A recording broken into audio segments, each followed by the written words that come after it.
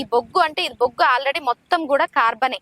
So ఇది మొత్తం కర్బనమే, మొత్తం కూడా కర్బనం. ఈ బొగ్గు ఎలా తయారు చేసుకోవాలి అన్న దాని గురించి మనం వీడియో అండి. ఇప్పుడు ఈ బొగ్గుతో మనం బయోచార్ చేసి పొలానికి అందించడం జరుగుతుంది, మట్టికి.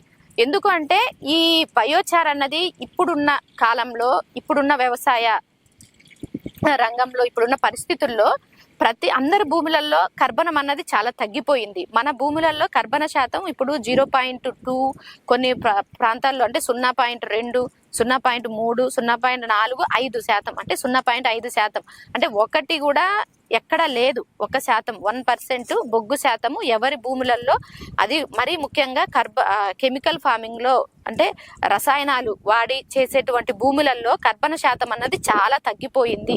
కాబట్టి ఇది మనకు ఇమ్మీడియట్ గా మనకు దాన్ని ఫుల్ఫిల్ చేసేది ఈ యొక్క బొగ్గు. దీన్నే నల్ల బంగారం అంటారు. అప్పుడు మనకు గ్రీన్ రెవల్యూషన్, వైట్ రెవల్యూషన్ ఇవన్నీ వచ్చాయి. ఇప్పుడు ఈ యొక్క నల్ల బంగారం రెవల్యూషన్ రాబోతుంది, వచ్చింది ఆల్రెడీ కూడా. ఇది చాలా అందరికీ కూడా, అందరూ ప్రతి ఒక్క రైతు తెలుసుకోవాల్సిన అవసరం ఉన్నది. అటు రసాయనాలతో చేసే వ్యవసాయం చేసే వాళ్ళైనా కానీ, రసాయన రహితంగా చేసే వాళ్ళైనా ఎవరైనా దీని ప్రాముఖ్యతను చాలా తెలుసుకోవాలండి.